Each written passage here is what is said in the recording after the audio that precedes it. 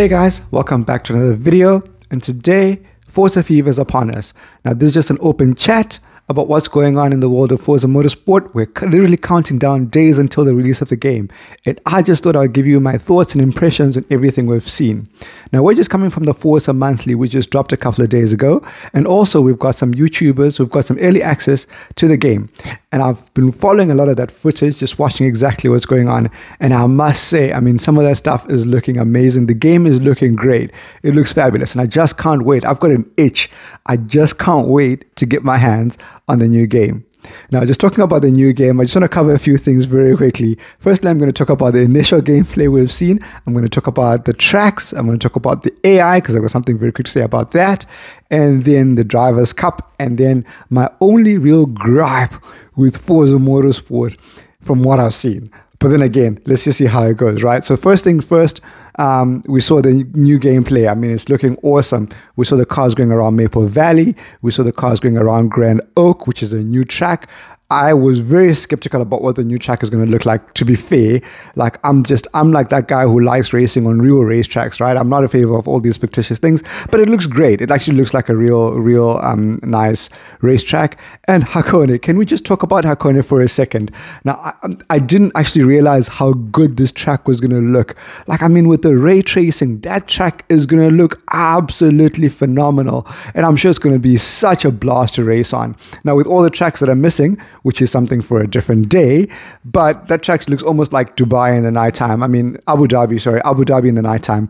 I'm really looking forward to racing on Hakone and just seeing exactly how that drives. Talking about the cars, they showcased the Corvette E-Ray, which looks phenomenal. It's beautiful car. Love the Corvettes.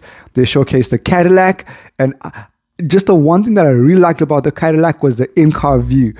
I mean, they just looked really great. And I mean, you can expect nothing less, right? I mean, the last Forza Motorsport 7, which was released like 6 years ago, right? And Forza, I mean, we've seen Horizon 5 looking as good as it does. So we can't expect anything less from Forza Motorsport. But I mean, just looking at the early gameplay, it looks really great. I can't wait to see what the final release looks like. And then also just moving on from there, I mean, we just talked about the tracks. Maple Valley was looking great. Hakone was looking absolutely phenomenal. And I just can't wait to see all the tracks as soon as they come out. Now, there are some missing tracks, but that's for a different video. The tracks that they showcase are looking great enough. The one thing that they've been going on about, which I really didn't impress me too much, but maybe it's just something that settings issue maybe, was the AI. I mean, yes, it looked a bit different. I mean, they were taking different lines, but then actually, maybe it's the settings they had. I mean, they must have been really easy, because, I mean, the way those guys were breezing through the AI was like they weren't even there. And then I could see some of them were just driving off the track unnecessarily. It just didn't convince me. I can't wait to see, to get my hands on the game, turn the air up and see exactly how that behaves. But I mean, from the initial gameplay, maybe it's just the settings I can understand. They probably put them down a little bit, which will make it very nice for the early, I mean, for the guys who are just looking for a nice cruise around the tracks. But I was looking forward to seeing a lot more tighter racing in the initial gameplay. But anyway, it is what it is. Right, we'll wait to see what the real gameplay looks like. And again, this is not the final release, right? It's still an initial build, so we'll wait to see what the actual AI looks like in the full release of the game, which is coming up in a couple of days. Just a reminder. And yeah, just move on to the last thing that I want to talk about today. I mean, a lot of YouTubers have been releasing content, so you can go and watch that on exactly how the gameplay is. Just the one thing that I noticed, which I really want to mention, that I'm not too impressed about in this game, is the Builders' Cup. Now, it used to be the Drivers' Cup in Forza Motorsport 7, and now it's the Builders' Cup, because they're emphasizing this thing on building the one car. The one thing that's just, and it's just my thoughts, I don't know what are yours, maybe you can hit me up in the comments and let me know what you think. But for me, when I drive a game like Forza Motorsport, I mean, I want to drive all the cars that I don't have in real life, right? I mean, if I don't want to just be limited to the one car, and they kept emphasizing this, that listen, we want you to fall in love with the one car, you build it up and all the way. And I mean, from the initial gameplay I'm seeing from a lot of guys who've been putting out content out there, they're talking about upwards of 2 hours just building, just to get the car halfway through. And again, that you can't, choose which parts you want to upgrade and when, and then again, when you start a game with a new car, then you got to build it up, which means putting in more hours.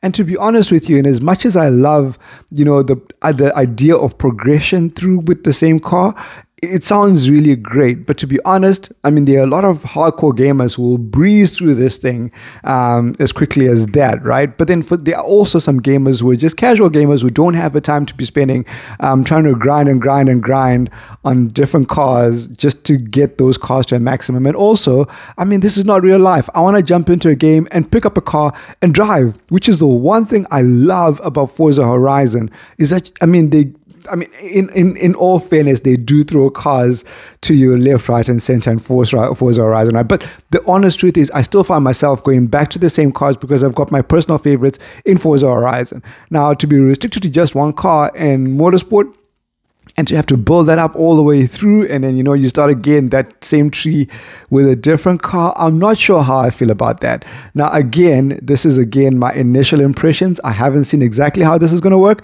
but that's the one thing just want to see exactly how it works, because I mean, I'm a collector. I love collecting cars. I like driving different cars. That's the reason we jump into these games, right? That's why these things are made, so we can just experience that feeling of driving different cars. So we'll wait to see how the gameplay is when it drops. Early release is coming out on October the 5th. Full game October the 10th. Can't wait for that. Counting down. Forza Motorsport looks great. How are you guys feeling about it? Let's wait and see. But for me, that's just it, guys. I'll catch you in the next one. Peace out.